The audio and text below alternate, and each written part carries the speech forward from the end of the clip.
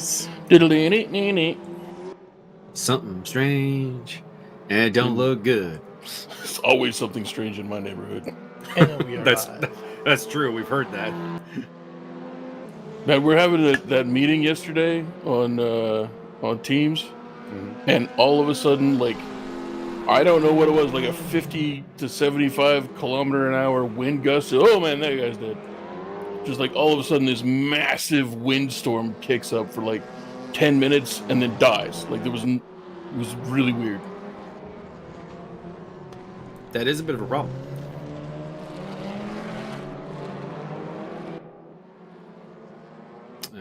So we're in qualifying here with about 16 minutes to go. Disqualifying.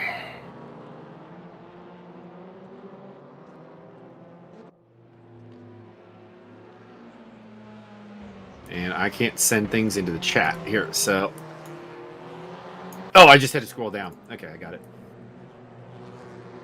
I can't send no things because I'm with choose. But I like it. Indeed. Did you listen to the little 4-song playlist there? I don't think I did. I'll go check that out after yeah. I don't know where it is now. Buried behind a bajillion. Oh, you can relink it if you want. I'll find it. But yeah, those are my 4 favorite Weeknd songs. I don't really like the rest of his songs. Oddly enough, it's weird. Like his hits. The Weeknd awesome. one. Yes. I listened to that. Yes. Awesome. Yeah, it's like when he has really big hits. Those are the ones I like, and if they're not hits, I don't really like them. It's very strange. You're saying his team does a very good job of picking what to make a hit out of. Actually, I think it's mostly him. He, I really don't know for sure. I've never looked into it that deep. But he kind of has always at least had the image of somebody who's doing most of the work himself. He's got to have someone, though, checking it. Like, if you're just picking everything right every time, then like you're intentionally making shit songs to go with the ones that you like. I don't know. So it's got to be somebody with good ears. Like that's catchy. That's going to be a hit. People will love that. Mm-hmm.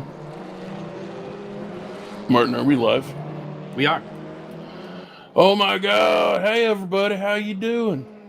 Heard us talking about The Weeknd for a while there. I can't feel my face because I'm on drugs. Although Martin is currently denying us the ability to really do effective commentary. Wow. Currently doing hackerman shit. What are you in DOS prompt for, Martin?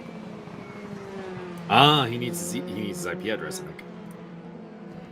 That would be what IP config's all about. /kill. /kill all. Whoa! Somebody getting a little airborne in the background there. One of the Hyundais. Hey-o, Hyundai. Sean Kenny in the Alfa Romeo on our screen right now. We're getting the very small screen because we're looking at Martin's OBS on the director. This is what happens when we have to rush everything at the last second. Correct.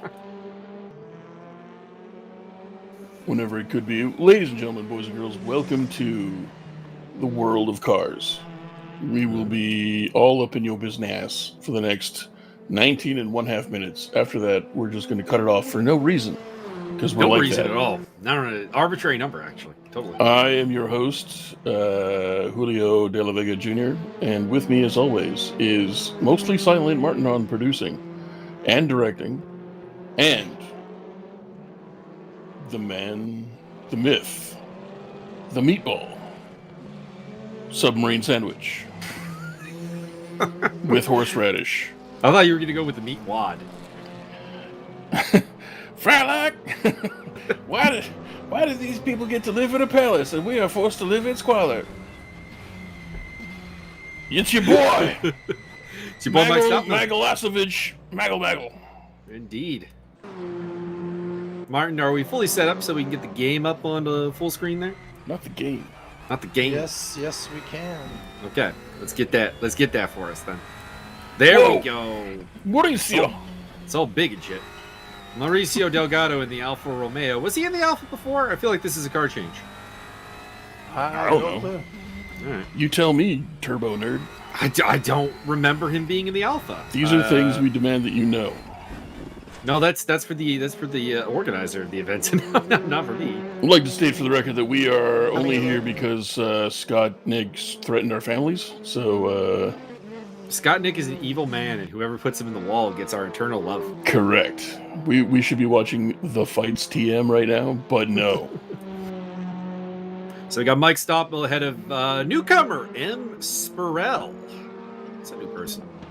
Spurl? Second place in the Audi ahead of Brody Steen, Sean Kenny, Andrew D. Man, there's a hell of a drop off between Sean Kenny and Andrew D. That's like 0.8 of a second between 4th and 5th. Wow. Dennis Johnson. Correct. Delgado drove the Civic, or Yes. is signed up with the Civic. Okay. I think he was in the Civic. Penalty. I think he was in the Civic, but he's in the Alpha now. Liam Curtin, Steve Davidson, Gerardo Daval, Douglas DeGroat, Richard DeRoche, Mauricio Delgado, Nicholas Swain. I will get that right, goddammit. John Barker and Scott Nick currently with times up. I don't know if we have more than 15 drivers. Hopefully we do. Touring cars. Okay, so we got 4 guys with no lap yet. And hopefully we get a close-up of Mr. Spurl at some point so we see what the first name is. We have 85,000 drivers. We will be starting them off every 3 seconds for the next 17 hours. I do have a track map of Bilster handy, but I make no promises about identifying turns here because this track is a nightmare. The nightmare is right there. Byron, look at this right here. I'm good with it. That looks. What's wrong with you? Just gently going down the stairs. What is your problem? This track is a nightmare.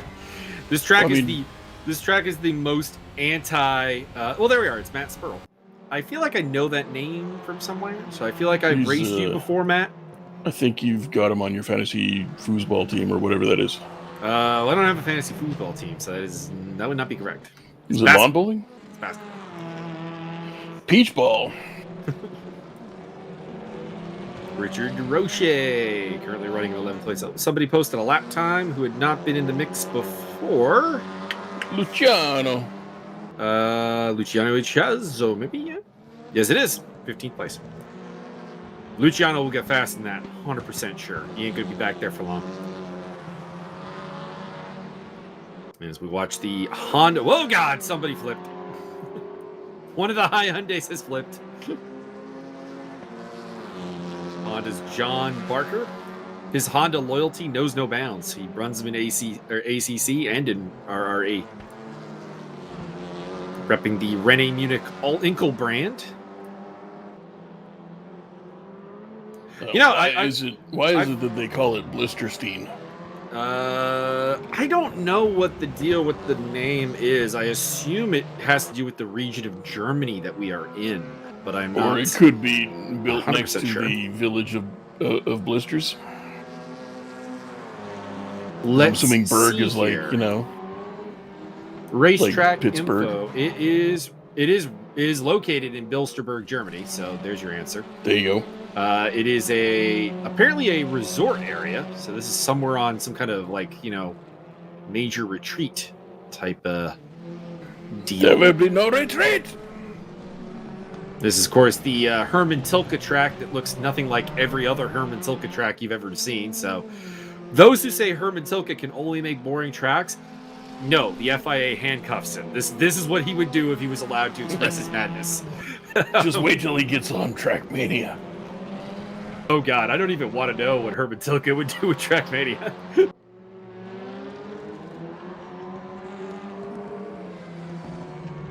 Watched a video. I wish I had the link handy, but I watched a video when this was coming to Race Room. It was an interview with Herman Tilke talking about the why is my brain freezing right now? He was talking about the creation of this track, and he was walking along this track, and I can't remember what turn he gets to. He's like, so I did this just because it looked like it would be fun. And I'm like, oh God, Zachary Wolf, your boy. Zachary Wolf has found the fun spot. We'll see that a couple times in the race, I think. We get some Star Fox sound, like a Star Fox soundboard. Do a barrel roll. Exactly. It's too many blue cars. I don't like it. I know the Lincoln Co's all look very, very similar. They all tend to be around each other in the race. It's actually, I think, perhaps more of the problem. Oh, I'm going to mute my phone. No, turn it up louder. My aunt wants my attention for something. Turn up all the notifications to maximum volume. Oh, we got 4 people watching now, which is probably me paused and you paused. Anybody in chat, sound off like you got a pair. Watching you. My aunt is asking about taxes. Tell her she owes $9,000. She probably owes more than that, honestly. Wow. Because she's starting to get her retirement bonuses in. So she's making the big bucks right now before she starts making the aggressively low bucks. Dang. They're good. They got themselves a house that they can sell if they need it. My uncle is never going to retire. He's a tree farmer, and he loves his work. Like, absolutely loves his work. I was really struggling to figure out how to say the guy in 12th place last name, and if I say it out loud, Bosch Shilstra. It might be crude. It's Shilstra. Shilstra. Okay. Now I'm interested in what you thought it was going to be. It was going to be like shit something, schlitz. Give me 6 schlitzes. I don't have the whatever. In the meantime, Andrew D just moved up into 7th place. Good run from him. This is the man he just displaced from 7th place, Gerardo Del Val, who is right on the tail of one of the other Lincoln Co. cars. I don't know if this is an intentional draft idea, because there's some really long straights here where you can get some very good draft going on. Here comes another suicide spot there, Byron. I like it. I like it. Oh, that's easy. You just go down. You go downhill. You go a little bit to the right, a little bit to the left, and you're fine. Come on, the car really wants to flip itself and do all kinds of things there. It's a gentle curve, flat out, straight down. It's fine. That's not a parking area. That's just off the race line at the start-finish, so people are finishing their hot laps and then just going back to the pits there. Even turn 1 is crazy. Oh yeah, I mean, you look at the track map from Bilster, Berg, and you can see that this track wants to murder you. We may need some significant helicopter shots to capture the carnage. I imagine so. Steve Davidson currently in 10th place. We ride on board with him through the final bit.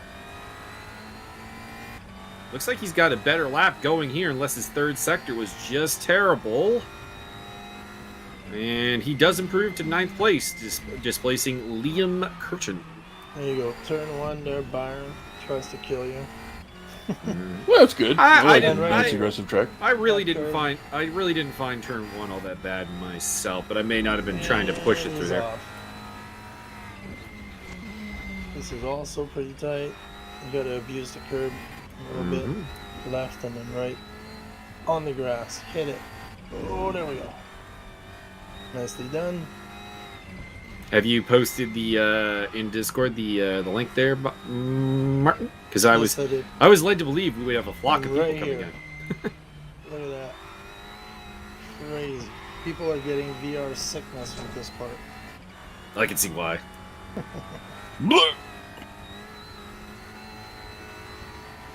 And then this here, guaranteed, is going to be an accident on lap 1. 100%. Someone's going to miss that curb and kill themselves. Quite likely. Wasn't a great first sector there from Steve Davidson, so I don't know if this lap is going to be better. No, I doubt it. He's 1.9 off. He's going to have to pull off a very, very good 3rd sector if he wants to improve on his time. We'll see if he can do that. Nothing says he can't, but do worry about it. Mauricio Delgado. Mike Stoffmiller is 409 seconds ahead of everybody else. Looks like he's being kept company today. Spurl, Steen, and Josiah Jerome look like they've got something for him. It doesn't look like anyone else does, though. From Dennis Johnson down, there's a noticeable drop there.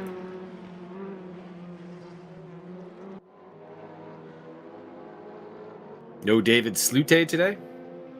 I feel robbed. No, I think he actually got sick with his VR doing this. Plus, he's saying that no. Race Room erased all of his settings. Oh. So he's pretty choked with that. So I guess I he can dig needs that. a little bit more time to figure it all out.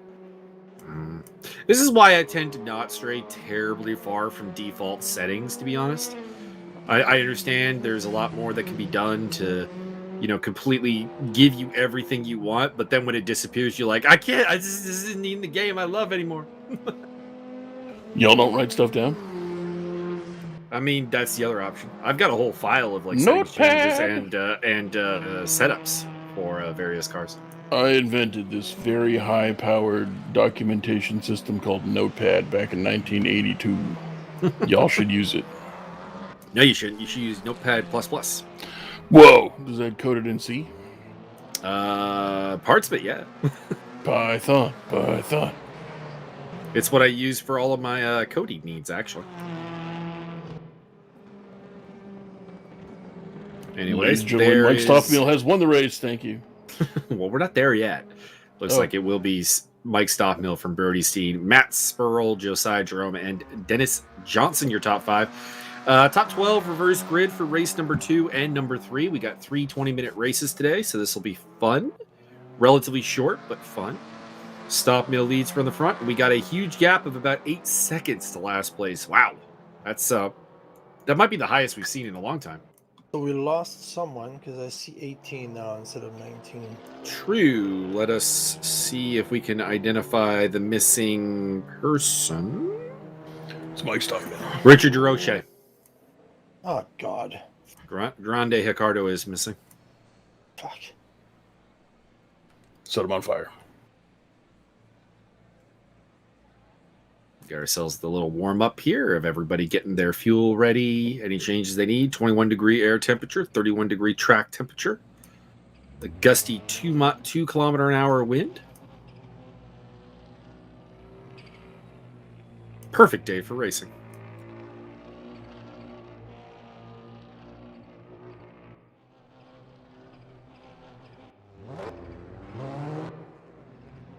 Cars are all firing up, getting ready for their run to the finish line, their victory.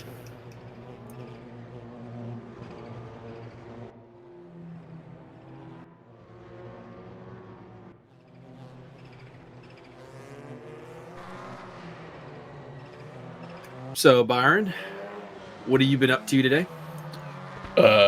Fuck all and a lot of it. I was cruising around the World of Warcraft because there's a particular mount you can unlock. And all you need to do is go to places, find these hidden books, and do it in order. And that's it. But my dumbass, rather than just going in, doing the thing, and then getting out, would usually complete whatever dungeon or raid I was stuck in, rather than just warping out whenever I wanted to. So consequently, I added probably an extra 2 hours to this stupid thing than I really needed to, but I made a bunch of money doing it.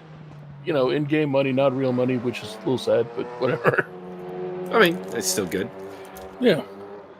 So, I did get this one particular mount unlocked as the Mindworm mount. I can't remember what it is. But basically, it's a kind of a giant sea serpent looking motherfucker with some smoky bits coming off of it. It's pretty good. I like it. I'm happy I have it. But I probably should have been more time efficient and less loot greedy. I mean, loot greed is how most of these games prosper, so. True. You're just adding to the gaming economy. True, but the flip side of that is that the video that you took, the video I was watching, he routinely would drop, oh yeah, but you gotta kill this boss, and then you gotta kill this boss, and you gotta kill this boss, and then you can go into here, and you can kill the boss or not, whatever, but the book's over here, and you need to go to this little hidden place and find this. You don't have to complete the rest of the dungeon, but if you do, this boss later on might drop this particular mount. And since I'm after the mounts already, I was like, well, I guess I gotta keep going. So I just kept going through all of these ridiculously long dungeons. Alex Saunders in the chat. What up, gangster? Yep. Mr. Saunders, Viva Roy Cropper. I'm not sure who that is. I think that's Rycooter. Uh-huh. I think he's all about that Rycooter. Greatest forming up here for race number 1. Mike Stopmill lead us away to the green flag, and then carnage will probably ensue, if we're being entirely honest. Turn 1 carnage? No. It is Bilster Berg, and it does do bad things to otherwise perfectly good people. Let's do chopper. You're breaking up, Martin. Let's do chopper view for Byron. Hell yeah! There we go. I need a nice wide lens approach. One of the opening carnage. One of the Alfa Romeos. I think maybe Sean Kinney still in the pit lane. Shonington Kennethworth. Well, looks like he's joined the grid now. And here we go. Mike Stopmill will lead us away. Zachary Wolf brings up the rear, and we are on board with Josiah Jerome. Here we go. Josiah and the we're Messiah. That's on who's going to kill it first. Good start by Jerome, as well as from Brody Steen. Contact between Steen and Stopmill, but nothing too bad yet. Josiah Jerome in the Volkswagen in the 4th place. Spurl in 3rd in the Audi. And rounding off the top 5, it is the 2nd Audi of Dennis Johnson. They head through the uphill section here, taking a lot of curb. We get a lovely view of the forest. Beautiful plumage. Indeed. Very wide line there from Brody Steen. It was open to attack, but it did not come from Mr. Matt Spurl. And in fact, it is Spurl who's under attack by the Volkswagen of Josiah Jerome, who is the only Volkswagen in the field today.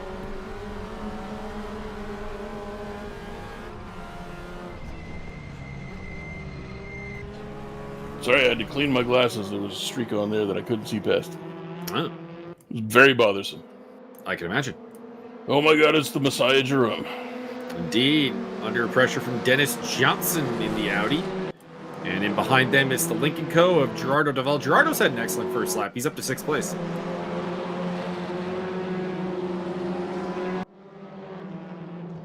Following them, it is Sean Kinney, then Andrew D., Steve Davidson, and John Barker. Barker has had a good start. He's up at the top 10. That's good. Scott Nick also having a good start. Bad days for Nicholas Swain, Boss Silstra, Liam Curtin, and Douglas DeGroat, all of whom have kind of had a tumble. Is this about Dan Bielsma? Why are you asking about Dan Bill? Oh, somebody off the track. That's one of the Hyundais. I think it might be Nicholas Swain. Gerardo goes very wide there and loses a spot to Sean Kenny. It is Nicholas Swain who is off the track. I think he's swaying a little too far out around that corner. There's all kinds of League of Legends jokes I can make about the Birdman known as Swain, but I will refrain for the time being. The guy from Cash Money Records? No. What happened to that boy? I'll tell you what happened to him. Birdman took all his fucking money. Mm-hmm. Birdman, the hip-hop impresario, is notorious for just not paying anybody. Isn't that like a lot of It's very illegal. the hip-hop industry, though? No, not really. He's like notoriously notorious for it. Steve Davidson and John Barker getting a little side-by-side there, and Barker getting the better of it, and that's 9th place for the Brit. To the point where he's put himself in a lot of like very deep legal holes when all he had to do was pay somebody like 10 grand. Pay me my money. Yeah, just like give the check to the people who were doing the work. No, that's fine. Whoop. I'll pay 50 grand on lawyers' fees instead. Yeah, I've always wondered to a degree the sanity of some people.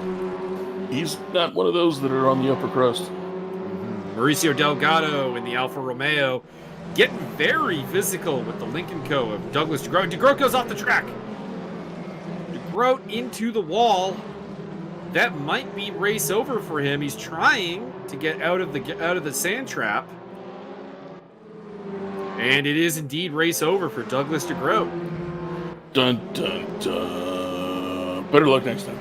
Pick up Delgado's day has not gotten any boringer because the Cupra of Luciano Echazo is on his tail, sporting the Tom Cornell DHL livery.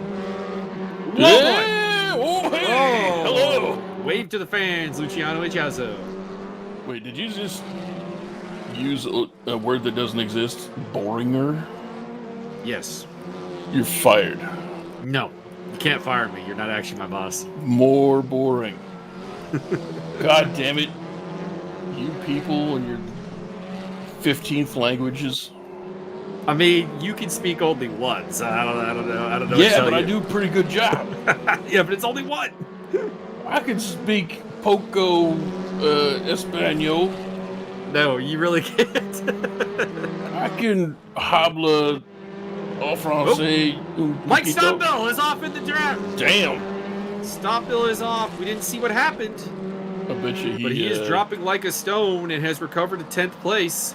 That gives the lead to Brody Steen ahead of Spurl and Johnson. Kenny Fort Del Val is in 5th. Ahead of... Oh, so it looks like Josiah Jerome has also had an off because he's down to 7th place. Was it close to Stop Mill? I think Stop Mill was just busy jamming to one of the Golden Coopers Earring. is off. One of the Coopers completely lost control in the background. There it is on the side of the road. Who is the dropping Cupra? That looks like it's Andrew D. He is defenseless. Andrew D's WTCR campaign continues to be one of terrible, terrible luck. And I don't know if that car is going to be recoverable. We'll find out. Looks like he may have gone to the pit lane.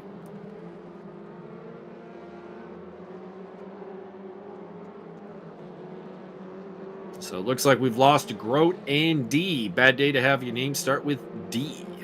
Watch out, Steve Davidson and Mauricio Delgado. You guys are next. Gerardo Del Val battling with Sean Kenny, a classic rivalry within the ESR community.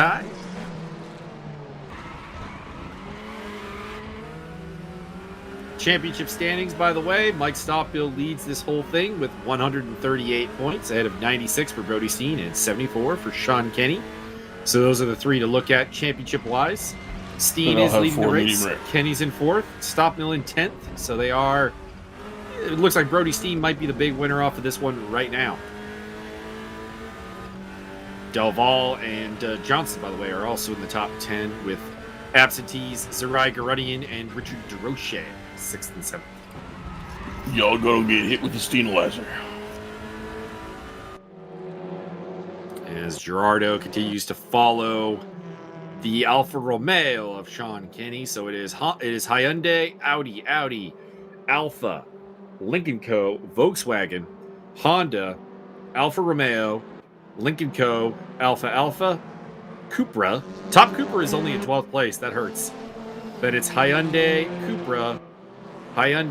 Cupra, and then looks like D maybe is running again. So Cupra may still have that car, but I think DeGroat is out. As Mike Stopmill goes up the inside. Either that or Luciano Echazo might be out of the race. That might be why that gap is not moving. Yeah, okay, we may have just lost a third car. That man's dead. Yeah, D is in the pit lane. And, okay, so Echazo is still going. He's pitting to repair damage. So he's going to try and make a run for it still. Gerardo Del Val up on the tail of Sean Kenny. Thank you again to the director for delivering us the information that we need. Scott Nick is in the top 10. Trailing Mike Stopmill. Scott Nick in the top 10. Unfortunately, there's only 8 drivers. Being behind Mike Stopmill is a great place to be because he'll kind of open the way for you.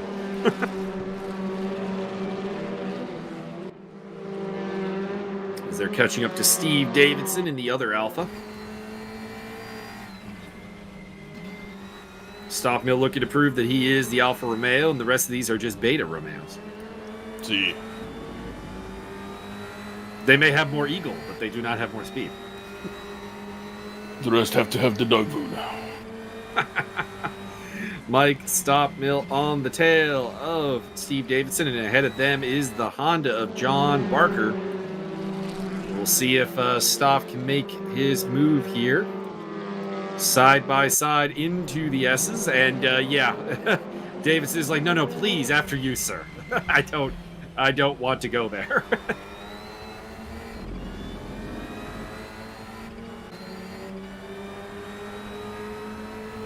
Make sure you stay tuned in for the next race, where we're going to do a reverse 93 position race.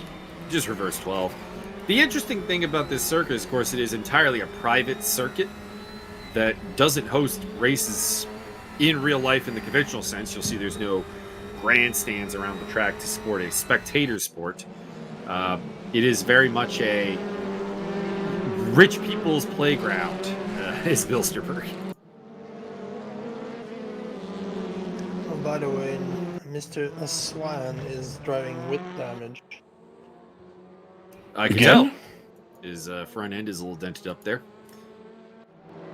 See Looks some fine to me. misshapement in the bonnet. Josiah Jerome on the tail of Gerardo, who has lost a little bit of touch with Sean Kenny. Maybe a failed overtaking move. I like how Oh, you careful guys- around those red curves. You guys point out damage to cars, and I'd take a look, and I'm like, I don't see the problem. I literally don't. I can't tell. Josiah Jerome going down the inside. Well, sometimes you can tell. And Sure, if Jerome like the hood's gets hit up and plus. like flapping around on your windshield. Nah, we can see it with the director tool here, the percentage of damage on the car. Oh, I see. I could also visually see it on Swain's car, though.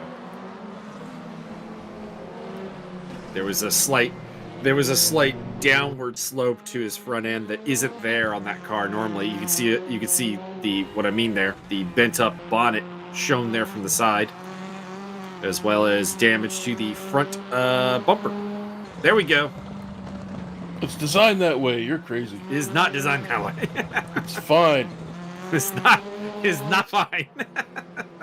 Oh, It's next not- thing you're gonna tell me is not that, pleasant, that right? section of the trunk got really tall for no reason.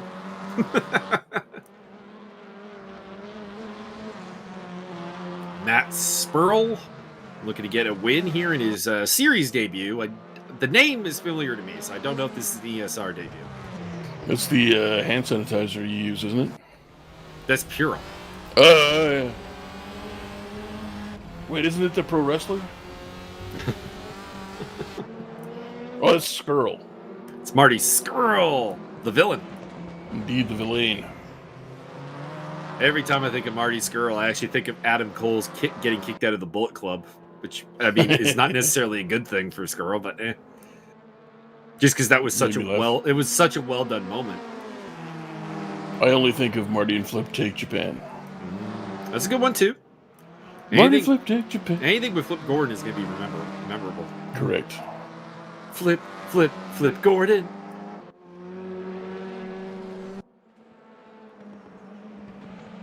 Every story needs a villain.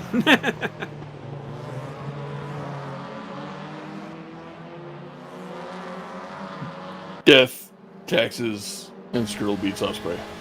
Yes. Although not anymore, because Osprey's gone heel. Maybe he'll join up and then betray him, Ah! and Skrull beats Osprey again. Thing is, Skrull always beats Osprey through underhanded tactics, so if Osprey is going to beat him to it, it doesn't matter. Ladies and gentlemen, boys and girls, Josiah the Messiah Jerome. The Tropical Thunder. Currently Sir, it's battling, just Tropic Thunder? currently battling for 5th place against Gerardo Daval. Actually, I believe it's pronounced Del Valle. I don't think it is, but maybe Not it is. me neither, but I thought it'd be funny. Sir, could you have the Del Valle park my car? That does sound very classy.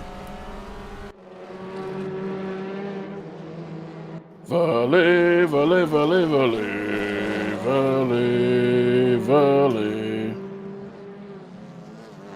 Josiah Jerome has 6 and 40 seconds to We do get have himself over the we do have a request from Alex Saunders to move the camera to the battle for the lead, and I don't see a reason not to do that because it's only a 4/10 lead for Brody It's- Steen over Matt It's like Spurl. half a lap, though. Is definitely not, because you can see the leader right ahead of him. This track is only 8 meters long. No, it's not. That's not. Actually quite long. It's long and it's strong. We're down to get the friction on. Especially compared to Watkins Glen, where we were for last round, that was a very short track. That is not Matt Spurl we're seeing. That is Mike Stopmill. Thank you. There we go. Stopmill on the tail of Josiah Jerome and Del Valle. He's gotten past John Barker off camera. And is looking for a move on the Volkswagen.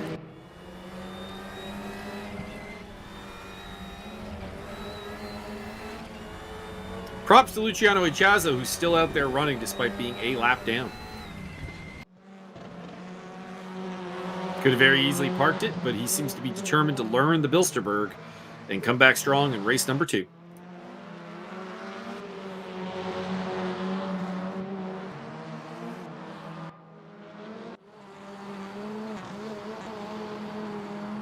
Mr. Matt Spurl, to make me and Byron happy, we need a picture of you in a plague mask, so we can make use of the new ESR Bullet Club, Villain Club. Pardon me. You need a plague doctor mask and an umbrella, and a top hat would be great, but not necessary. It's the least necessary of the 3 things. It's not necessary in the sense of George Masvidal's extra punches to Ben Askren. Race room's pain. What the hell kind of... Is that some kind of weird kinky thing? I didn't see what you referred to, but Somebody I'm very intrigued. So you see what it says ESR-race.org? Mm-hmm. Somebody had an address that was race room's pain. Oh. And I am very intrigued. Maybe there's spanking? Maybe. Josiah Jerome, by the way, lost 6th place there to Mike Stopmill while we were trying to figure out that particular moment. Mike Stopmill looking to get past Gerardo Del Valle. Gerardo tends to be a hard one to overtake. And Mike Stopmill makes it look easy, although he did get knocked a little sideways there. Some minor contact. Your boy Adam Roche in the chat has said shout out to Matt Roy Cropper Spurl for some quality racing so far. I don't know.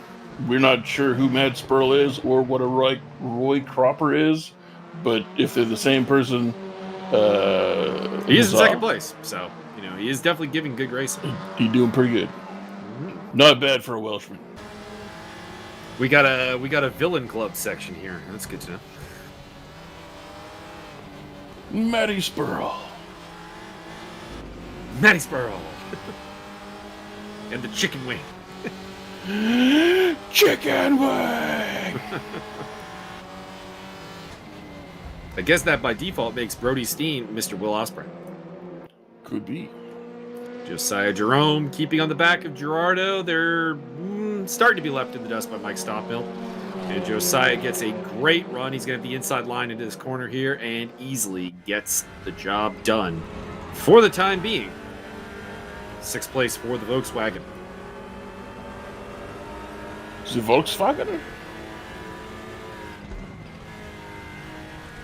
Further down, rounding off the top 10 is still John Barker, Steve Davidson, and Scott Nick. The man who has pole for race number 2, though, if things stay as they are, and we've only got about 2.5 minutes to go, is Mr. Mauricio Delgado. You tell him, Steve Dave.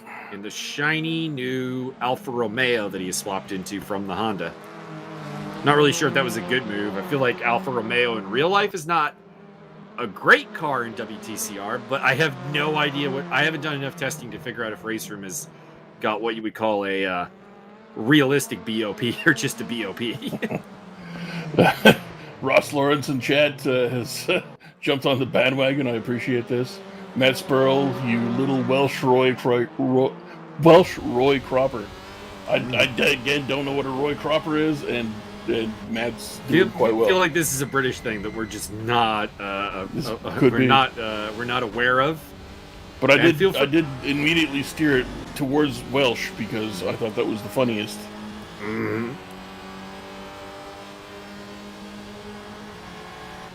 I mean, the Audi is generally not one of the stronger cars around here, but I mean, this is Bilsterberg, and I think that just knowing how to handle the track is probably a massive advantage. More so than anything to do with like car balance on this particular track. Such an undulating mess that is trying to murder you at every turn. Roy Cropper is a fictional character from a British ITV soap opera, Coronation Street, played by David Nelson. Oh, good. Nelson or Nielsen? We do have a David Nelson in ESR, so I mean that seems like an obvious option. David Nielsen. The font is very small, and maybe I'm just old and blind. Matt Spurl on the tail of... I believe this is the final... probably with 42 seconds left, I imagine we are on the final lap for the leaders. Gentle over rotation there from Brody Steen. Spurl is still on the hunt.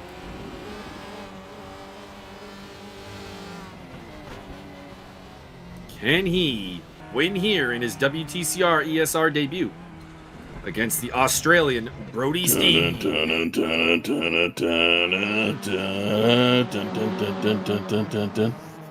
just rubbing it in everyone's face. He's a privateer, everybody. He doesn't need a team. He's rubbing his privates in everyone's face? I mean, maybe. Although he does seem to have a fan club, so he's definitely got a team that he's just not giving you guys the love. Something about him being a sharecropper? Here we go. Running out of time is Matt Spurl to take victory on debut. Looking to the inside. Covered well by Brody Steen. Looking to the inside again. Through the S's. Steen retains the lead.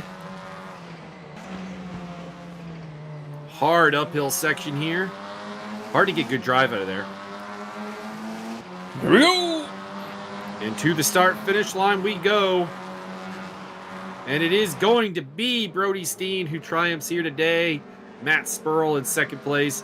And the second Audi of Dennis Johnson on the podium. Sean Kinney takes the ever-prominent top Alfa Romeo spot ahead of Mike Stopbill, who had problems. Josiah Jerome in the lone Volkswagen will finish sixth ahead of the Lincoln Co. of Gerardo Delval. John Barker in the Honda. Steve Davidson in the Alfa Romeo. Scott Nick in the Honda. Or no, the Lincoln Co. Liam Curtin in the Cupra. And Mauricio Delgado will take pole position for race number 2 in that Alfa Romeo. The lapped car of Luciano Echazo ahead of him. And this is Bas Silstra in the Hyundai. Whoa! Big flip. That was Nicholas Swain, I do believe, having trouble.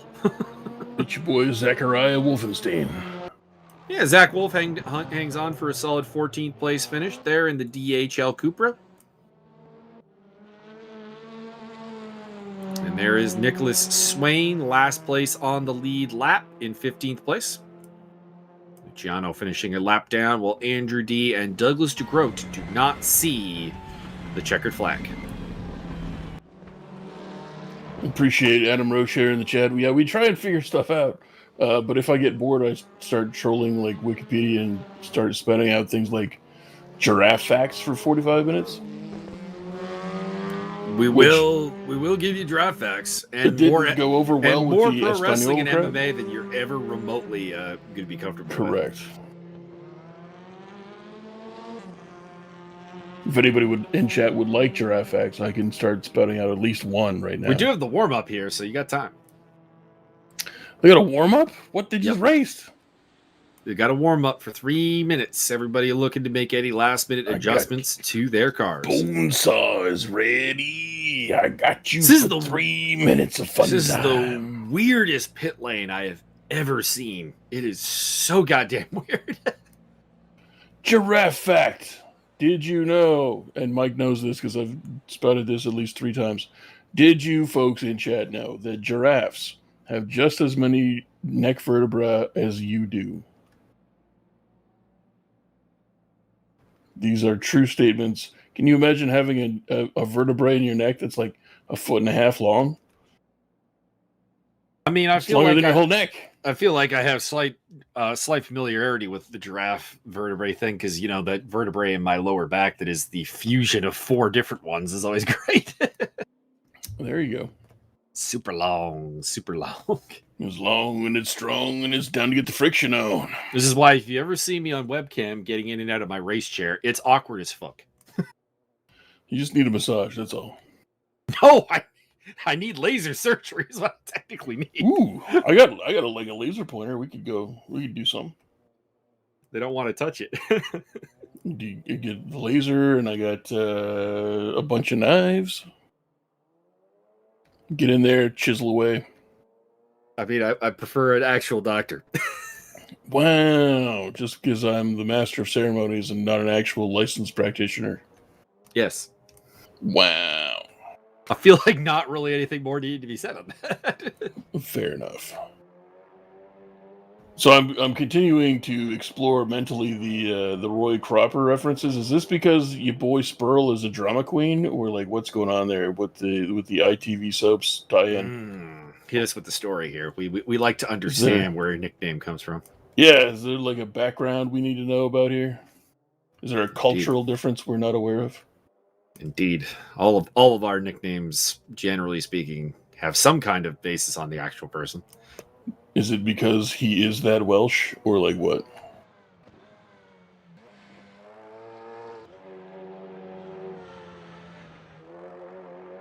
Andrew D. currently on fire. Currently just sitting in the pit lane. Most people not taking a tremendous advantage of the warm-up sit phase here, so probably not a lot of setup changes that they're pondering or really hoping to better their lot in the race. Make sure your suspension is as soft as possible so you hug the ground. 8 seconds to go here. And then it will be race 2, which has the reverse top 12 from race 1. So pole position, as stated, going to be Mauricio Delgado. Hopefully this goes better than his Watkins Glen reverse grid pole, because that did not work very well. Okay, so apparently the backstory is that they call Spurl Roy Cropper because he in real life drives as slow as the Roy Cropper character and also looks a lot like him. I mean, that's a solid reason to go with that. I mean, no James May references, but that's okay. Makes more sense than any nickname I've ever had. Yeah.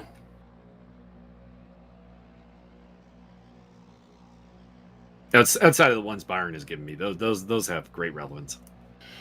Correct. Also, we've been joined in chat by a certain inverted coyote. Indeed. Mr. Jesse Hamtown Races. Hamtown Races, sing this song. Hamtown, why are you not in the race, Hamtown? How come you're not making more interesting liveries? All right, here we go. Steve Davidson is our on board from P4 on the grid. Although, to be honest, it looks like he's... okay, I'm just not saying pole sitter. Never mind. Here we go. Pole dancer. Off we go. One of the Linkicos trying to go up the middle. That is Scott Nick getting very aggressive at the start. Bad start from Mauricio Delgado. He is falling through the order, and Liam Curtin in the Cooper in the lead. Things are getting messy in the middle there. Steve Davidson side by side with one of the all-ankle Hondas. He holds on to take 4th place behind Scott Nick, Delgado, and Liam Curtin. Delgado I thought would fall further because he got a very bad start, but seems to have recovered to still be in 2nd place ahead of Scott Nick. Davidson, John Parker, Gerardo Delval, Josiah Jerome, Mike Stoppbill up to 8th place, Sean Kenny, Dennis Johnson, Brody Steen, and Matt Spurl is your top 12. We have lost somebody in the meantime, and it is Douglas DeGroat, who did not make the grid for race number 2.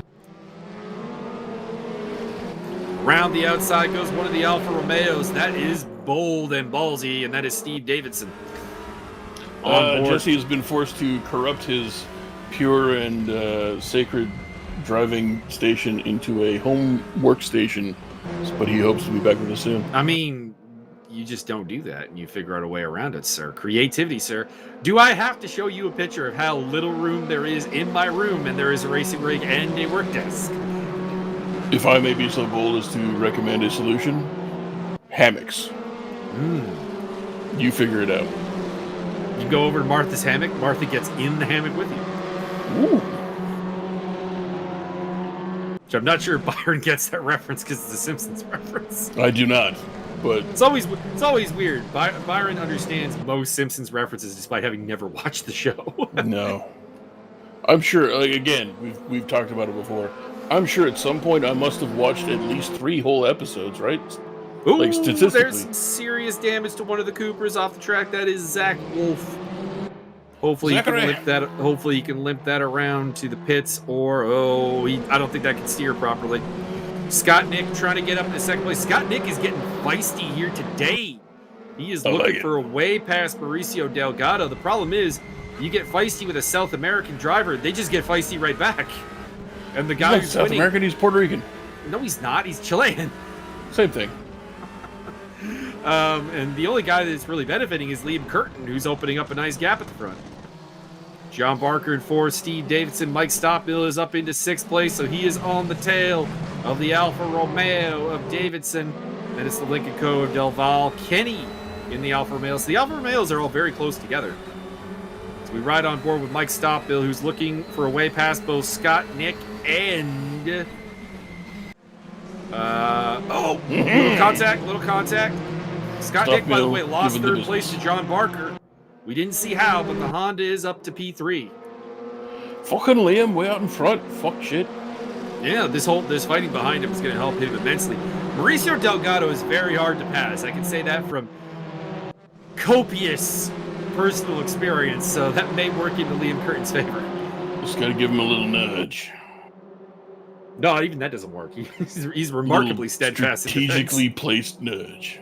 John Barker all over the back of Delgado. And Delgado is off. Barker gave him a nudge. Hell yeah. That's Barker into 2nd place. A little bit of a pit maneuver. But that is fair in all things that are touring car. Bumping is racing in this particular discipline. As we have lost, a car just vanished.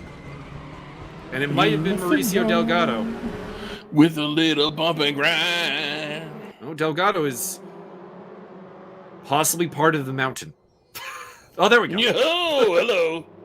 So we've lost Mauricio Delgado. He has been summoned to his home planet. Tremendous. That's a shame. He was looking happening very good. A lot lately. Nicholas Swain on the tail of Bas Silstra. El Guapo. Looking back from Silstra to him. Oh, whoa. That is not remotely close there. Speeding in the pit lane penalty for Zachary Wolf. That is inaccurate driving. Brody Steen in 8th place. He's behind Sean Kenny in the Alfa Romeo. After his race 1 win. Where's Spurl? Spurl's back in 12th still, so Spurl's having a rough time.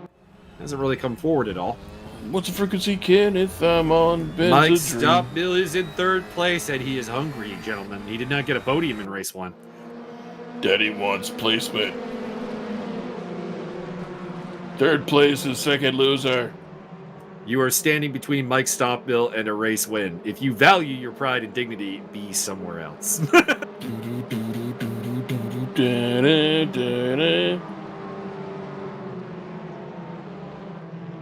Hey, Gerardo.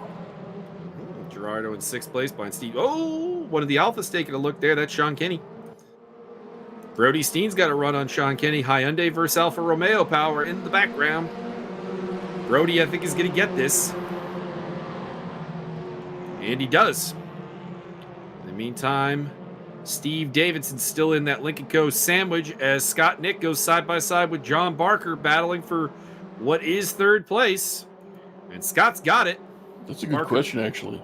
Barker, by the way, has been completely disposed of by Mike Stockmill. What is 3rd place?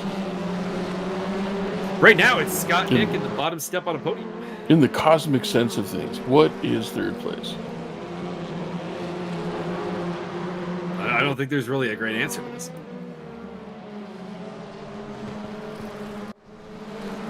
All I can say is Scott Nick has been very determined to be in that 3rd place. Well, it must be important. It is. Very important. Brody Steen is up to 7th place now. has gotten past... Oh, Sean Kenny dropped to 10th. That's the answer. So Your boy, Mr. Hamptown Races, posits the solution possibly Pluto is third place, cosmically speaking. Whoa! Contact between the Hyundai of Brody Steen. He hung on and does, in fact, overtake Steve Davidson despite the contact with Dennis Johnson. I do enjoy Johnson the fact that a lot of these guys are still clustered together. Davidson is being shoved way back. He's lost a spot to the Volkswagen of Josiah Jerome, and there's another Alfa Romeo coming through. That is Sean Kenny. So all of a sudden, he is down to 10th place. Zachary Wolf has joined the commentary. Indeed, I was about to say. Zach, are you going to make it for race 3? And why are you not trying to get out there and finish race 2? Because he's on fucking fire. Well, there he is in the pit lane. It's not on fire. Look, it's combusted. It's all yellow and red like fire. Brody Steen trying to get up past one of the Lincoln Coast, but he gets driven wide, and that's opened the door for the Audi of Dennis Johnson. Johnson looking for 6th place. Steen looking to hang on to it. And Steen is going to hang on. Gerardo with a great defensive move will open the door for Dennis Johnson behind. Stop Bill in the lead. He hunted down Liam Curtin just like that and is actually in the lead. Probably should have kept the camera on him a little bit to see that happen, but at the same time, we got a great fight going here in the lower reaches of the top 10. Apparently Zach's engine was just fucked, so no more race for him. Oh, you crashed again. Ouch. Well, don't crash. Zachariah Wolfenstein, you are hereby charged with 1 engine and fined half a push-up. You were fined a full push-up, honestly, for losing the engine. That's an expensive component. No, it's half. He has to figure out which half of the push-up, though. I mean, that could be fun. It's an intellectual challenge.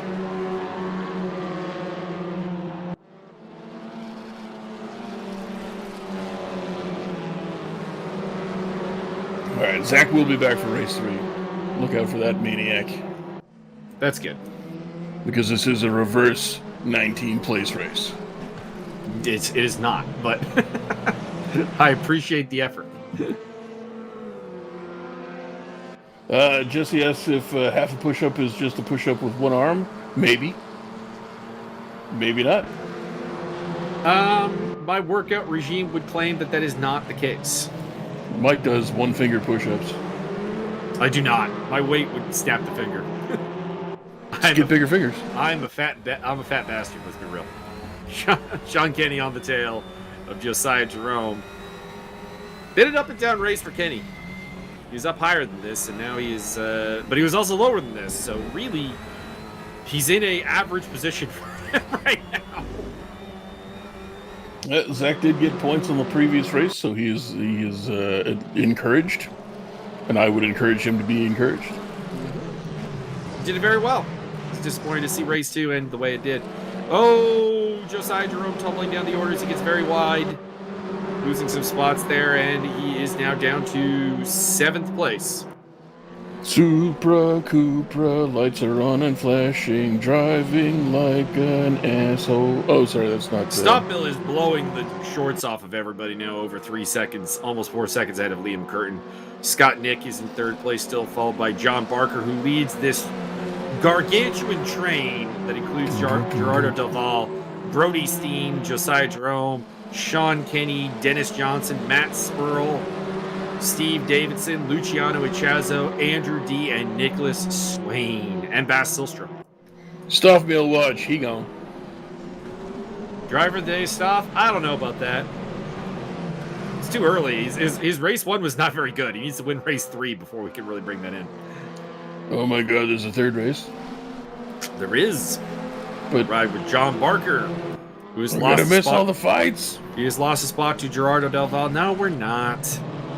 Delval goes off the track. And that lets Barker back through, as well as Josiah Jerome in the Volkswagen and Brody Steen in the Hyundai. Side by side go Steen and Jerome. Jerome gets forced off the track a little bit. He's got the inside line to the turn, though. That Volkswagen is going to be very, very wide. Wow. He's hit the inside line here. Defensive line. He's got it. Josiah Jerome, 5th place ahead of Brody Steen. Cha-cha-cha. I have a request from Zachariah Wolfenstein to sing more ABBA. I've been trying to... I need to look up the lyrics because I was going to start singing Delgado as Fernando, but I don't remember the lyrics for that one. But then Delgado's home planet called him. Yeah. As if the universe was not... Speaking of which, Mauricio Delgado is still tumbling in the atmosphere somewhere. Oh boy, it's getting very scrappy between John Barker, Josiah Jerome, and Brody Steen. This might be a huge gain for everyone behind them. As Brody looks for the overtake, covered off by Josiah Jerome. Barker is looking at the back mirror going, please don't hit me, please don't hit me. Correct. Jesse is signed off for the evening, but he says he misses racing with us. And he's going to look into a more creative solution for his racing rig. Yes. And we encourage him to do that because I miss Jesse. I miss beating up Jesse on the track. I get to see Hamtown races all the time if he's around. 3 wide. Oh boy. Brody Steen just got both of them. He got Josiah and John Barker there. Damn it. Yoink. Move of the day. Brody Steen up into 4th place. Stuff Mill watch. Holy shit, he's so far out in front. He is very out in front. I'm sorry, Stop Mill. If you keep doing this, we're just not going to show you on camera ever. It'll be like the last lap. Just, here is your last lap of Zen. Sean Kenny in 7th place, looking for a way past Josiah Jerome. Also in the mix there is Delval, Johnson, Spurl, and just at the back of that is Luciano Uchazo in the DHL Cupra. Up the inside goes Dennis Johnson. He says, thank you, Mr. Delval, but I will take that because I'm American and you are Mexican. Supra, Cupra, lights are on and flashing, put you in the wall. Scott Nick you in can 3rd place. suck my balls. Scott Nick is in 3rd place, but it has to be said, Brody Steen has been released from the train and is now hunting him down for that final step on the podium. Looks like we may have had a connection problem with Liam Curtin. He is dropped. Nope, he's back. So it looks like just a timing glitch for the Rebel Racing Cupra, which is in 2nd place. Dennis Johnson trying to get past the Volkswagen of Josiah Jerome, trying to show that the Audi is the big brother in the relationship with Volkswagen. But the Volkswagen hangs on for the time being.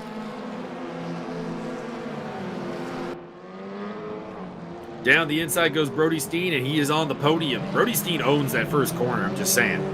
Had the 2 for 1 a lap or 2 ago, and then that move right there for 3rd place. Spurl, in the meantime, is finally making up some ground. He's up to 9th place, having started in 11th. It's been a rough race for him. Maybe we're seeing a lack of racecraft, ability to drive in traffic. Maybe a little bit of Damon Hill, a little bit less Michael Schumacher. I don't know. We're going to find out in the long run, I suppose. I've noticed that a lot of people have trouble driving in traffic, but that's just me being a pedestrian. Almost did get run over by a fucking Cayenne on my way home. Nice. Classy. Yeah, always, when you're a pedestrian, always run when you see a Cayenne because you are fucked. Hell no. No, I slow down. If they're going to hit you, they got money, man. They got money. My leg! You owe me millions of doll hairs.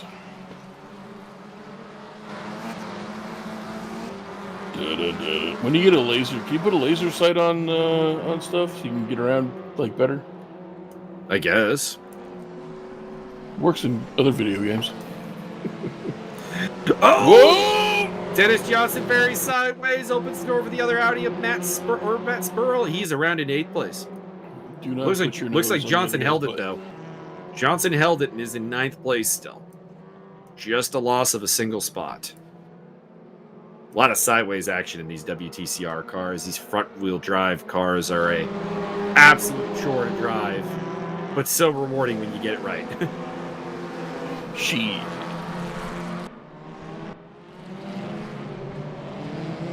Something happened to Luciano Uchazo and Bas Silstra. They've dropped way off the back of the pack. Luciano Pavarotti? On board with Matt Spurl. Whoa, mistake there by the Volkswagen of Josiah Jerome. That's going to be 7th place for Spurl, I think. Maybe not. Josiah might have hung on there. And Dennis Johnson and Gerardo Del Val both sniffing for a spot as well. Pick up the Alfa Romeo of Sean Kenny on the tail of John Barker. There's Scott Nick up ahead in the Lincoln Co. Brody Steen's got the gap down to about 1 second to Liam Curtin, so he might crawl up to 2nd place still. See what he can do. Sean Kenny in the onboard here with the Alfa Romeo, staring at the back of one of the few Hondas in the field, which is very surprising in John Barker. Is he the only Honda? He is the only Honda. Wow. Just wait till the Kawasaki's come out. I thought the Civic would be a very popular car in this series. It's got some interesting liveries. It's a strong car on BOP, and there appears to be very little love. I don't know what to say.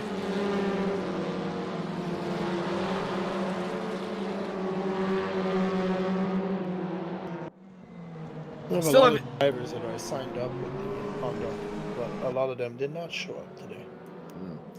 There is Brody Steen catching up to the Cupra of Liam Curtin. Going to get that 2nd place. By the way, the Cupras of Zengo Motorsport, which are illegal in this series because we don't have the 2021 liveries, are very, very nice. I love those cars. Or the 2020, whatever the new livery pack that came out recently for WTCR. Very nice. Whoa. Green and black. Whoa! Brody Steen with a hell of a save. Very nice. Brody Steen wants 2nd place. He wants to minimize the damage that Mike Stockmill is inflicting upon his championship hopes right now.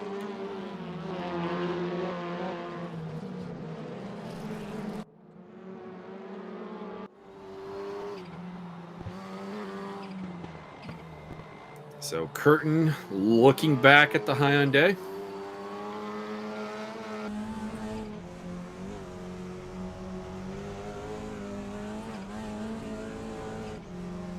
What do you think, Byron? Can he hang on? It's only a minute and a half left to go. Nope. Curtin's going to get him. Oh, no. I thought you were talking about Stoffmeal. Curtin's definitely going to make up that 15-second gap and take over 1st place. It's talking about the battle between Curtin and Steen. That's boring. Steen's got no chance. He's going to Steenalizer you. That is very possible. I mean, well, doing a Steenalizer to you would be very, very difficult. These are true statements, yes. Sean Kenny looking to get past John Barker. Nothing doing at this time. I want you to give Tiffany a warm welcome to the school, and I mean the verbal warm welcome, not the sexual act. Why?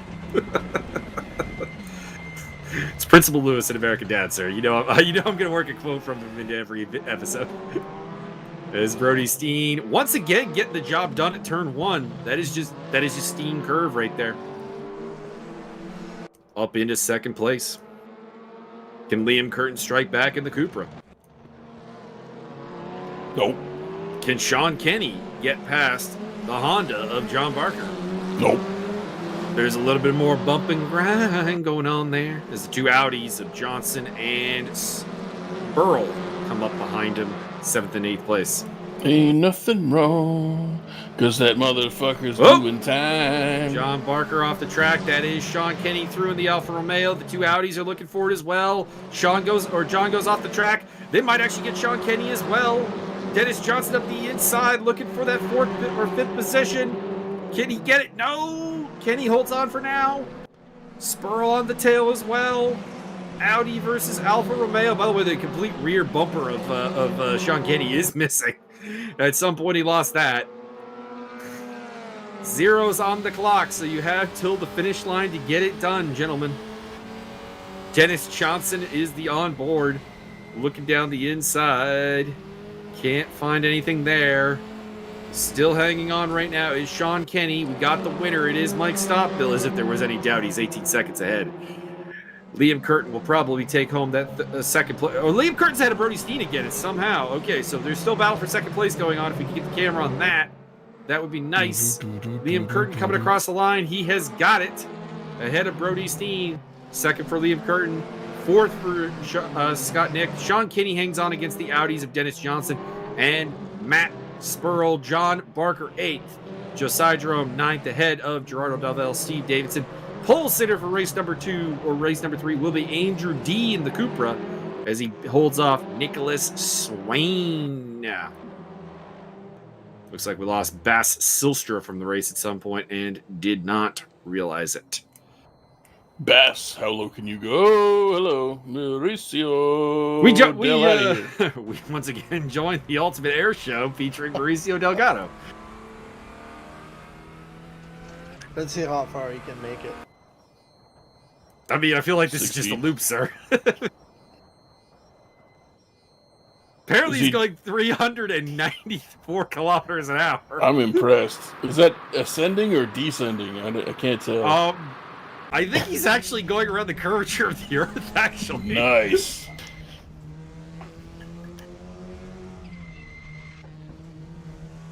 Someone didn't tell Alfa Romeo that this wasn't an aero test for high up in the air. Oh my god. We've lost him.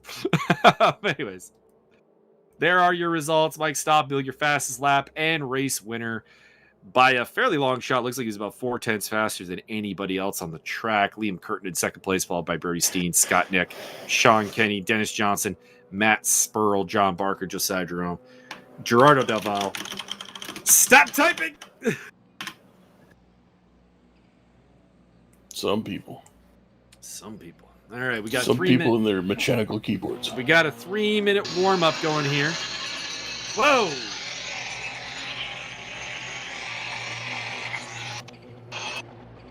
I think Martin might have activated a real, actual lightsaber. It might have. And I don't mean like a Star Wars lightsaber. I mean like the noise a lightsaber would make in real life. That's what I said. All right. Well, you got to feel like Matt Spurl's got a decent chance here in race number 3. He's starting pretty near the front compared to Mike Stoppmill and Brody Steen. It has to be said, you can never underestimate Andrew D, who, when things go right, has been proven to be a very bankable commodity in this series. The problem has just been things have not gone right for him, but he is starting from pole here, and Josiah Jerome will start from pretty high up as well. There are 2 guys to look out for as well. Byron, do you have anyone that you feel good about? You feel like is going to have a bit of a breakout performance here? That'd be Mike Stoffel. I don't know if that's breakout at this point, but I'll take it. Break everybody else out. I believe that Zachariah Wolfenstein will finish 73rd place out of 5.5 million. That is not possible. You say that. But it's a shame for Mauricio Delgado, who's shown actually some really good pace in here, but he's had a bunch of DNFs in this series so far. As the internet connection is just not holding up, I don't think. Has been largely the problem. I know from talking to Jack Hunvickson, the steward of the series, there's a lot of jumping around on lap 1, so maybe a bit of a downtime for the race room in terms of server service. I don't know. Jack Hunvickstein, a.k.a. my next simulated mixed martial arts victim. Indeed. You going to cut a promo on Jack right now? Jack, I'm going to come for you. I'm going to destroy everything you loved, barring, of course, myself. And then I'm going to make a taco bowl out of your skull. RC, you need to run. He's going to destroy everything your dad loves. Destruction. Indeed, that is the first heavyweight, what are we at, quarterfinal matchup that we got on tap for the MMA Simulator Fight League. Yeah. If you are interested in making a character on that, just contact me over on the Discord. I'm Michael Magus or Mio Dread if you're not in the ESR Discord server, and I'll be happy to walk you through it. Basically, simulated violence, and I've been pondering this. Byron, what do you think about if I do a verbal commentary of like the fight of the night off of every card? Kind of like the old, the old style where, you know, we'd run fights at late night and I'd give you the guys the rundown, the commentary as the fight was going on. Do something. I thought that's what we're. I thought that's what you're going to do for this one. No, I've just been you already ran it. Just been providing text. And you're a massive scrub, so I mean, I can't do a full card of it. Like that's the problem because some of the fights are just boring and they just zap the energy out of you. Like if I had to commentate on Hell's Fire versus the Big Kahuna, you have any idea how like just can't you run it in like angry. 75 times speed and just go like, yeah, that was garbage? That was garbage. Well, or I could just skip it. There you go. That's what I'm saying. Just do the good ones. All right, here we go. All Canadian front row, Andrew D. and Steve Davidson. Delval is also up in the mix too. Look for him to be a big factor off of the second row, and it looks like a bit of a weak start from Davidson. That Alfa Romeo is not going anywhere fast, and Andrew D. almost lost the lead to Delval. Contact between Davidson and John Parker. It's about the only good thing about having only one Honda in the field is I didn't have to ask which Honda that was. I just knew. It is Andrew D. leading the way from Delval. Davidson is in third place. John Parker fourth. Josiah Jerome in fifth. Spurl sixth. Kenny, Johnson, Steen, Nick, Stopmill, Chazo, Curtin, Swain, Silstra, Wolf. That is your field. What about the other guys? That's the entire field. What about the ones over there that have dropped out? You're not even going to talk about them. Mauricio Delgado has dropped out of this festivities. Douglas DeGroat is out of the race as well. And we lost Richard DeRoche. Perfect. Gerardo Delval running in second place. Probably his best chance to win this season. We'll see what he can do in the Lincoln Co. car. Lincoln Co.'s had a lot of good results. I don't think they've had a win yet, actually. I cannot verify because even look at the standings page. Unfortunately, it coalesced or what is the word I'm looking for? Condescending? No, not condescending. Condensation? Not condensation. Cooperation. Compacting. Compacts all the three races into one score, so I can't remember who won each of the three races, unfortunately. But I don't think we've seen a Lincoln Co. take victory yet, so we'll see what Gerardo can do against Andrew D. in the Cupra. Further back, it is still Davidson in third, Barker and Jerome. Let's see where Stopmill is. He is up to... Actually, he is down to 12th place. Stopmill lost a spot that lap. Interesting. Got overtaken by Luciano Ichazo. Dennis Johnson behind Matt Spurl. The two Audis together once again. Battling hard with Sean Kenny and Brody Steen. Make sure to sanitize your hands with new Spirel. That's a good one. Josiah Jerome goes for the dive up the inside of John Barker, but it does not work. Barker hangs on to fourth place for the time being. The two Audis are looking hungry, though. That is Spurl and Johnson. Then it's Brody Steen and Sean Kenny. Stopmill has not made any ground up still. 12th place. Behind the Lincoln Co. of Scott Nick.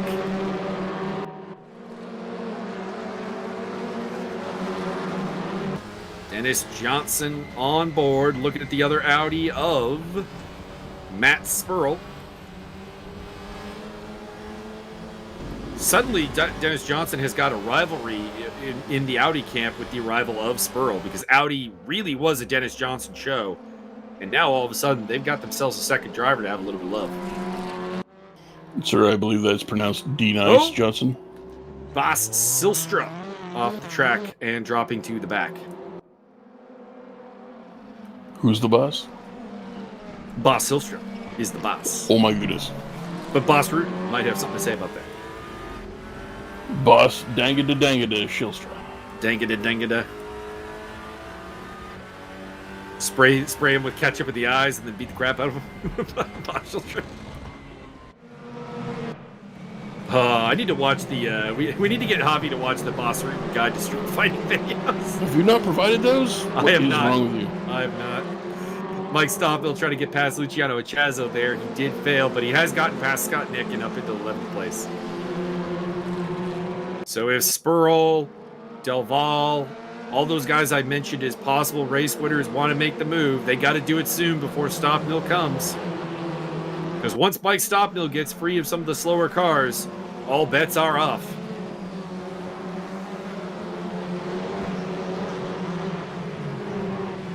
This corner here is a death trap. Oh, God. Wait, you can put money on this? Mike Stoppmill up into 10th place as he displaces Luciano Ichazo. Luciano's had a rough day. Usually a guy you expect to see a little bit closer to the front than we've seen him so far. A little contact with the back of Stoppmill, and actually it is the Cupra of Ichazo that loses control and drops back.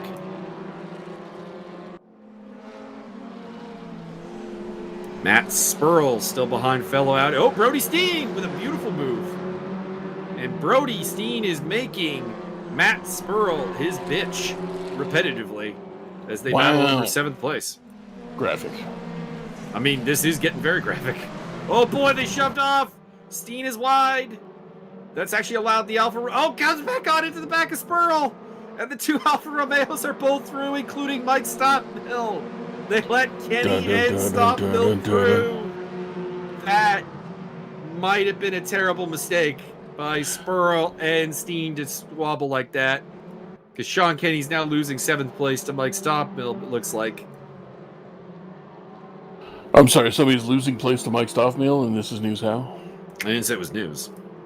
You said it like it was important. I'm commenting on it as it is something that is happening right now. You, sir, implied that things were happening that were unusual. Look, I implied that things were happening, not that they were unusual. You, sir, are implied to be unusual. Well, I am. Well, there you go. Nerd. I'm very unusual. Nerd. I feel like we can have like a Jeopardy version of what makes Mike a weirdo. Mike, what bar are you? I feel like a bar does not exist to encompass my my Incorrect. oddity. Payday, because you're chock full of nuts. Oh, good one. Although in all seriousness, I think I'm a Three Musketeers bar based on the shirt I'm wearing. Oh, that's fair. It's a little bit silver, a little bit blue. You're soft and chewy. I do love the Three Musketeer bars. I am not even going to take any. I'm not going to take any offense to that even. Me too. They are enjoyable. Andrew D. Although In the meantime, like Andrew D. has gotten himself out to about a 1.2 second lead. So he's got a little bit of cushion back to Del Valle. And then there's kind of this hold up here behind Steve Davidson, who's on the bottom step of the podium right now. He's got Barker, Jerome, Johnson, Stoppmill, Steen, Kenny, Spurl, Ichazo all stocked up behind him. Scott Nick is having a bit of a sad race, really, down in 12th place. Just because he's not even really on the back of this group, which is a little bit disappointing. Although Liam Curtin, 2nd place finisher, last race, down in 14th place. That's not a good feeling. Perhaps he's experiencing some of the troubles. Could be. John Barker looking back at the Volkswagen of Josiah Jerome, the Double J. Jeff Jarrett? Oh God. Are we really gonna go with Josiah Jerome as slap nuts? I mean, possibly. I was gonna just start calling him the Messiah Jerome.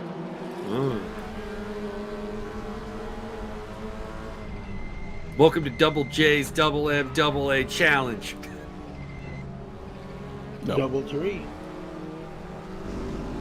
Josiah Jerome on the tail of John Barker. Barker made a mistake out of that turn, and it is given the inside line to the Volkswagen.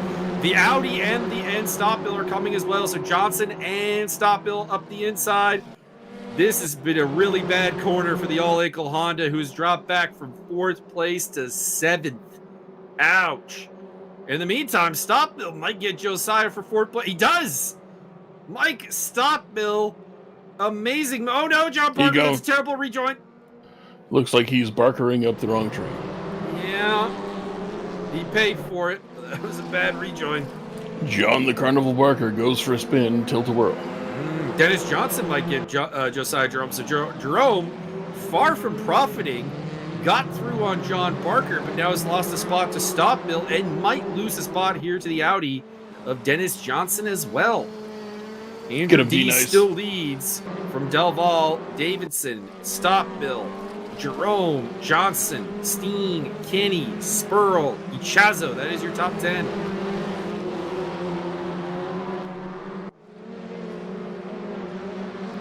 Luciano looking for a way to make up some spots and finally get a decent result here. Currently running in 10th place. Oh, a little contact with Spurl. Ooh. Spurl got sideways. That it was almost a lead into my newest and best joke. Let's see if it pulls. See if it comes off the next 10 minutes. All right, I'm down. In the meantime, Sean Kenny losing a spot, or not losing a spot. That's Dennis Johnson. Johnson has fallen back. I think he rejoined because he's lost a spot to Brody Steen. We have Javito in chat. Javier, how are you today? Stuff, super stuff. You ready for a super stuff birthday? Alrighty, it is Mike Stockmill on the tail of the Alfa Romeo. Steve Davidson for 3rd place. And top Alpha honors, there can only be one Kevin Chacon. And it is Mike Stockmill. Pulling off some chicanery. I don't know why. I always found the fact that Kevin Chacon's first name was Kevin fascinating because it's like Italian driver shows up on the GP3 grid and you're like, oh, new Italian driver. It's going to be like Luigi or Mario or Enzo. No, this is Kevin. Kevin. My name's Kevin. Vamos, he wasn't the only one because like a little while after him, a guy named Kevin Marussia showed up and he was an Italian-German driver. It's like, this is just weird. This is confusing. Tips, furry hat, Marussia.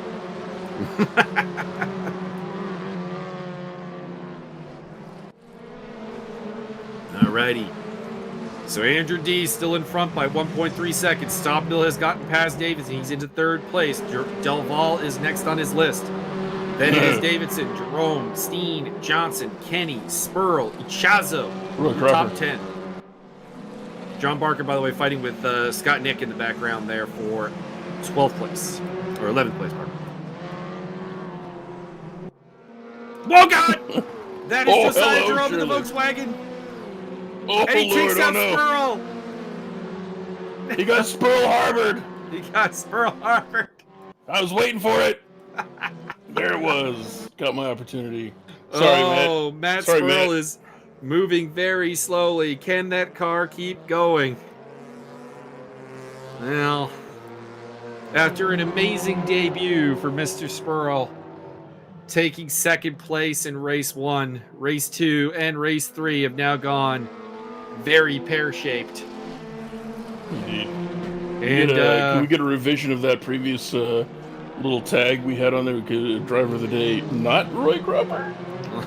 As Mike Stockmill takes 2nd place from Del Val. That was not a very spirited defense by Del Val. I wonder if he just kind of gave that up.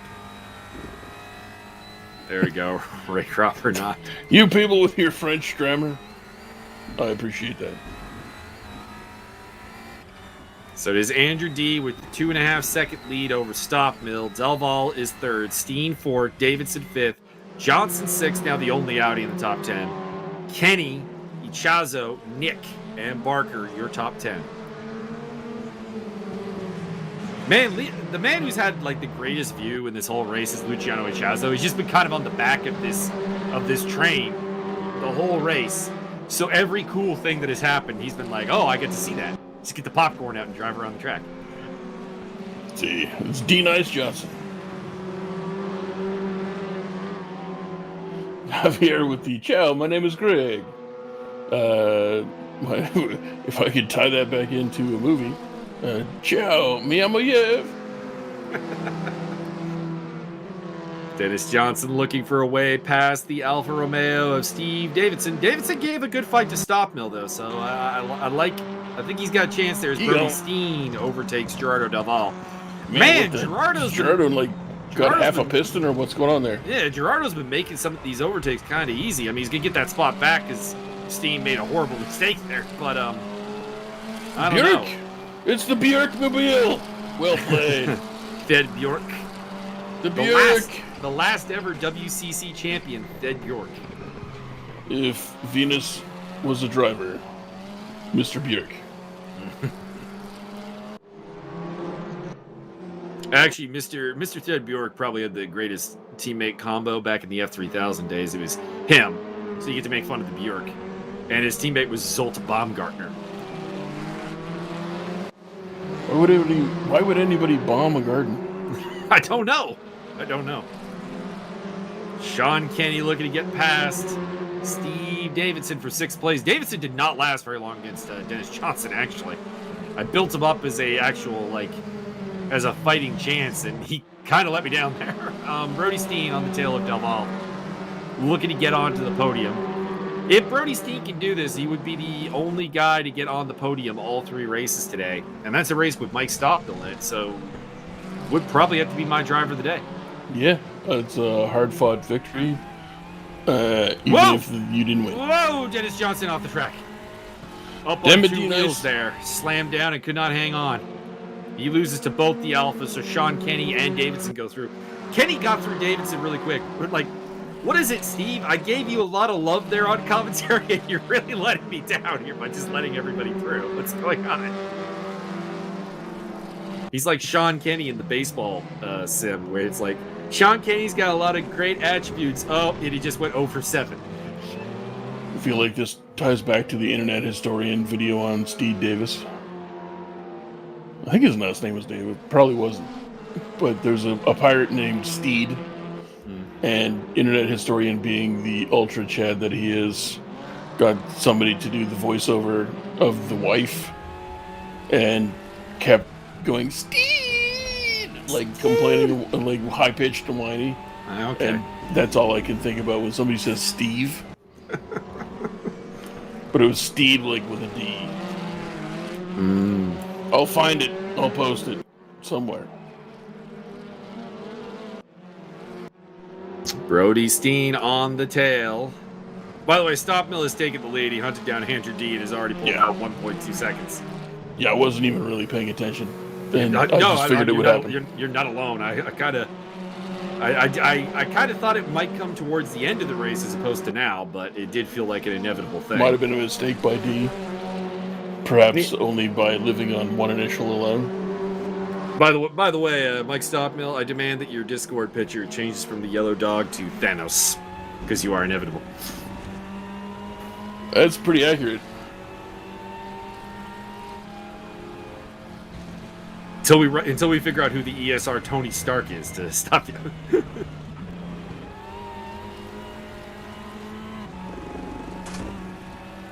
All right, we'll ride with Brody Steen here for a little bit as he tries to get that final podium off of the Lincoln Co. driver, Gerardo Del Valle. Probably has 2 laps to do it. Plus whatever's left of this lap, which I don't think is much, because I think that's the start-finish line up ahead. Yeah, it is. All right, into turn 1. This has been where Brody's loved to make the move.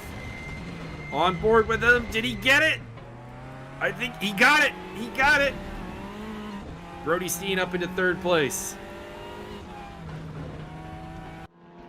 But can he keep it without exploding all of the tires? That is a good question. The tires on these cars, especially at the front, can go down very quickly.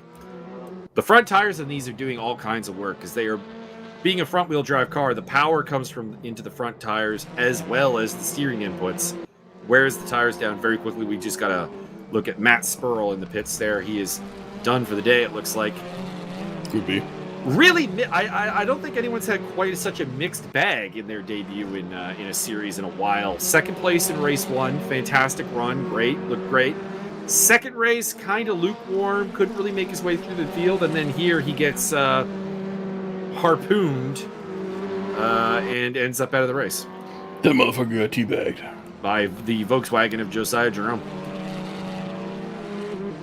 I would like to take a brief second to totally YouTuber the shit out of this and go, anybody in chat who decides that maybe it's a good idea to give us a thumbs up on this stream would be super cool. Yep. We'll be your friend for like the next 90 seconds. Hell yeah. Probably slightly longer. I'll give you a big old internet high five. Yep. We'll give you a wrestling promo even. What you gonna do, mean Javier? When the thumbs up army comes for you. Yeah. Oh, we got a couple. Very nice. Thank you, gentlemen and ladies.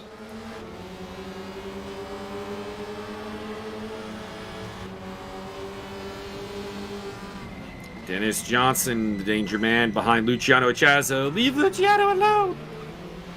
Kind of bullied his way through there, actually, and up into 7th place behind Steve Davidson.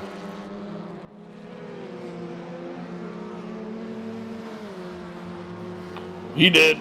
R.I.P. Luciano. He's okay. I think he just overcooked it into the corner. Luciano has been pitted for war crimes.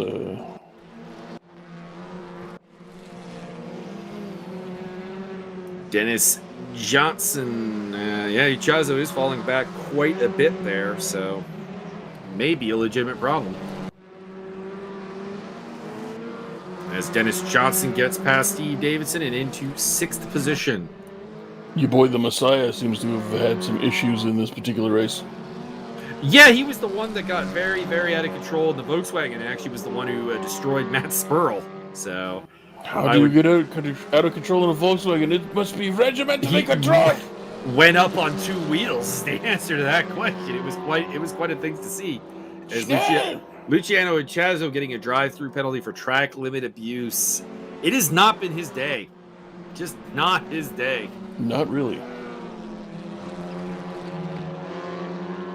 He won't be able to serve that penalty, so it will translate into a 30-second penalty, which will drop him behind Josiah Jerome, Nicholas Swain, and maybe Liam Curtin, but I think he'll be ahead of Liam Curtin.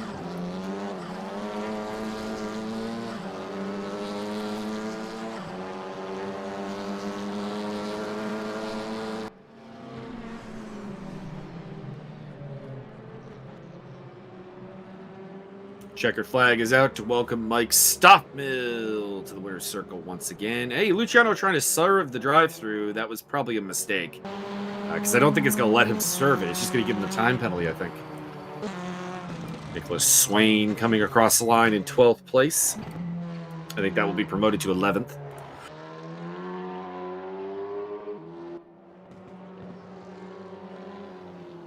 Zachary Wolf in the other DHL Cupra.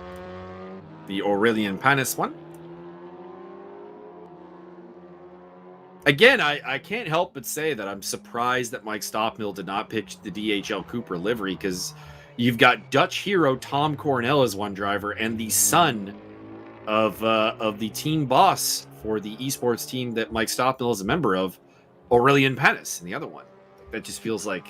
But did they sleep with the owner's daughter to get on the team? No, that's a Japanese thing, mostly. Oh, okay. That's how you get into the Honda Motorsports program. This is well documented.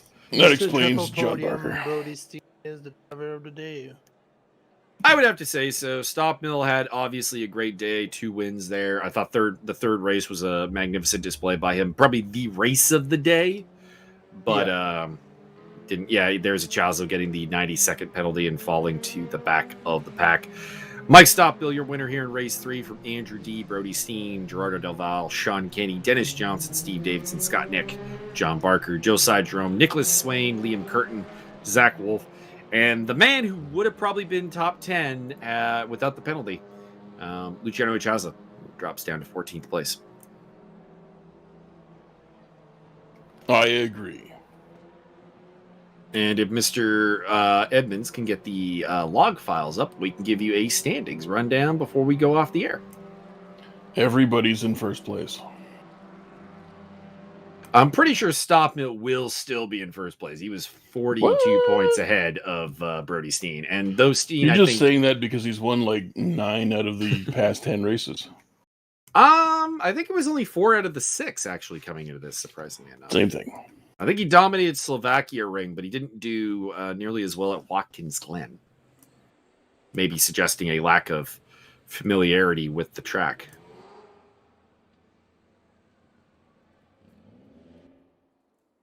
Well, let's see here. Let's pull up Slovakia ring at Watkins Glen and get Stockmill's win count. So you had 2 today with races 2 and 3. Brody Steen taking race numero 1. We got the moment. We might as well make use of it. Loading. Come on, race app. You can go fast in this. I'd hope, anyways.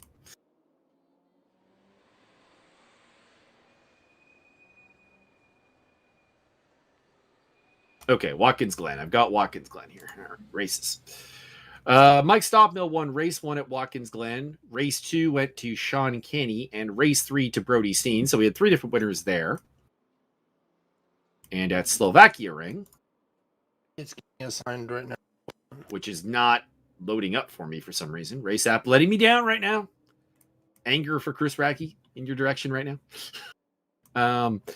Yeah, Stockmill won races 1 and 2 at Slovakia Ring and 3. So he did a clean sweep there. So he'd been 4 for 6. And is now 6 of 9. So Mike Stockmill does have twice the win count of anybody else. The entire field combined. That is kind of horrifying. So I imagine definitely still in the lead.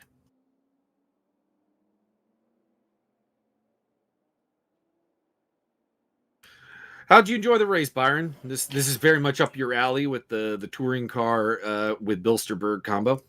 It was horrible. They all drove around in circles, and nobody did anything cool, and nobody flipped or went from 14th place to first. It was terrible. We did see 12th place to first.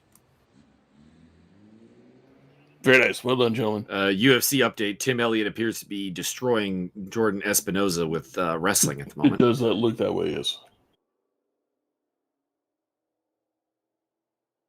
We just await the scoring detail from So Mr. the Mike score Stockmill. has been updated right now. Today, Mike got 66 point to Brody 61. I've And got then I've got it on my screen here. And then there's a major Do drop you? with Dennis Johnson at 37 points. Sean 35, Matt Spurl 32, Liam 29, Gerardo 28, Scott 27. Good show. Josiah 25, and John Barker 23. So Stockmill leads the way with 204 points now. That is a 47-point lead over Brody Steen. Sean Kenny is surprisingly in third. Feel like a great day for him, but apparently it was. Dennis Johnson in 4th place on 97 points, 89 for Gerardo Daval. The absent Zarai Garunian is still 6th.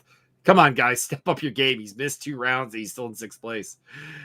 Josiah Jerome, 53, 52 for Richard DeRoche and Scott Nick, and 48 for Luciano Echazo. That is your top 10. For the Spurl Fan Club, he is tied for 14th with one of my favorite drivers, a man close to my heart and to my rear bumper in the pit lane, Lachlan Nichols.